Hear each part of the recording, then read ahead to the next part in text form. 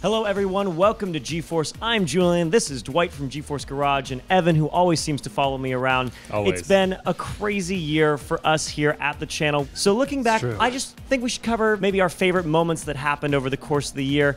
Dwight, GeForce Garage, I don't get to be a part of that. You get to meet so many interesting people doing it. What were some of your favorite moments there? I mean, if you want to talk about interesting people, Terry Crews, that whole project was just insane from the start. All the good things that you hear about him is just 100% true. The man is a legend. I didn't think that he'd be that into gaming, but man, he is like 100% for it now. You know, him and his son are gaming, and it's great. Evan, you get to travel with us everywhere. You're a part of all these videos. Any particular favorite moments for you from this year? Definitely. I think one highlight for this year of some of the stuff that I worked on was the GeForce GTX G Assist. We had a ton of fun. We started working on that a few months before and ideating and trying to come up with crazy ideas, things from like, you know, how can we potentially put gaming inside a self-driving car? Because, you know, of course, we're in self-driving cars. I mean, we'll get there, I think, realistically soon-ish. Absolutely, yes. I think my favorite moment from the whole year was when we went to GDC in San Francisco, and Jensen, the CEO of NVIDIA, was up on stage talking about the current Titan. And then he did like an Oprah moment where the lights, like black lights came on, and he was like, check your badges, 5 of you are going home with a Titan if it's written in black light on your card. And the guy behind me won, and he was so excited. Yeah, everybody was scrambling at that moment. I remember that, and I was like, oh, I gotta check my... Oh, no. Okay, well, you know, it's all right.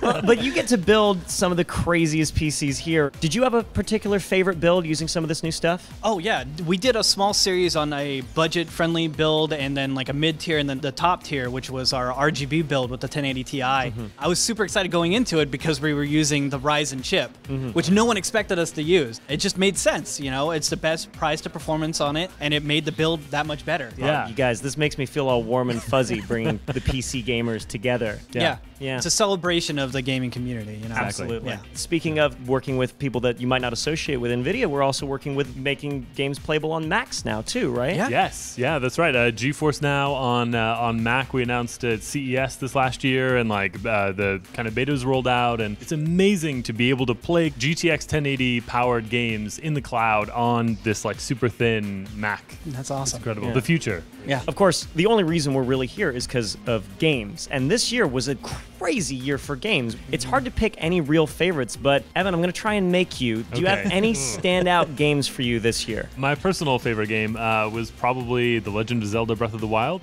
running on the Nintendo Switch, and that game might be the best game I've ever played. I really enjoyed that. In terms of the PC front, man, I mean, some of my favorites were like Resident Evil 7 was great, and Destiny 2, I had a ton of fun diving into that. Nice to finally get your hands on that as a PC gamer. Yes, yeah, exactly. It's great. So it's been just an incredible year for games. All right, Dwight, I think I see you. Your brow's all knitted. Do you have a favorite game, or can we narrow it down to like 10? It's such a dense year for gaming, you know? There was a 2-week period where I bought like Destiny 2, Call of Duty World War II, Shadow of War also came out. Shadow of War is great, you know? Cuphead. Yeah, Cuphead was really fun and weird and different. Love the fact that it was all hand-drawn and everything like that. And of course, there was PUBG, which just blew up this year. My girlfriend, who is more of a Breath of the Wild type player, loves PUBG. She does hide in a bush the entire game, but she makes it to like top 11 until somebody, this is true, this happened, tries to hide in the same bush. Camping is a legitimate strategy. Screaming, firing her gun in the air.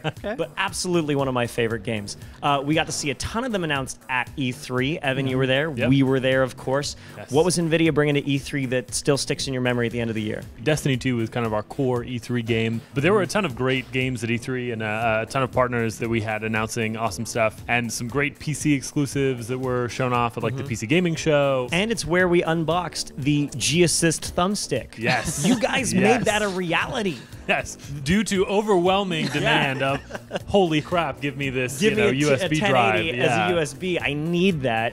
And of course, we are heavily involved here at NVIDIA with esports, and we train people. And you, Dwight, actually built what they train on here at NVIDIA. Is that right? I didn't build it personally. Right. But we had a modder come in, Travis Jenk, who built all the esports rigs, and he came in and showed us on GeForce Garage how he assembled all these PCs, and they're great. You know, we got an engraved engraved front panel on them Yeah. now with our esports logo, and it's really cool. So what is the esports studio for? Why do they need these rigs? Well, we actually bring in a lot of teams at our esports studios so they can train for upcoming events, and we run boot camps so they can learn the game better and not be held back by the PC itself. So we have top-of-the-line hardware, that way they can perform at their highest level. So guys, we build all this hardware, we let the best gamers play with it, we let everybody at home also play with it.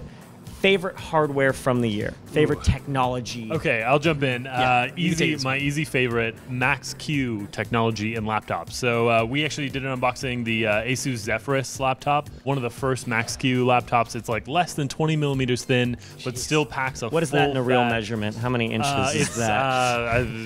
very few. That's less than an inch. It's incredibly thin, packs a full fat like GeForce GTX 1080 in these really thin designs. It's beautiful. That's It's- irresponsible amounts of power. It is. It's insane that we're putting full-size GPUs now in laptops, Yeah. which was the biggest part that, like, I don't want to get a laptop, I want to get a desktop where I can, play these games. But now, Dwight, you are the hardware guy, so favorite hardware, favorite tech from the year. that is actually a big task. I can't limit it down to any specific card, but our entire 10 series has just been amazing. Even from the budget-friendly like 1050, you can do a lot of games at 1080p on high settings, and then like you can take it up another notch and double your frame rate or demolish 4K with our 1080 Ti's. It's great that we're finally at a time where 4K gaming is here and it's going to stay. And it's glorious. Yeah, it's I remember fantastic. when 4K monitors came out, I'm like, nobody's ever going to be able to use that. Exactly. This is insane. Thank you guys so much for coming here, talking to me about favorite moments of 2017. Guys, thank you for tuning in. Of course, because you tune in, we get to make these great videos and have so much fun. So stay right here on GeForce. Plenty more coming for you in 2018.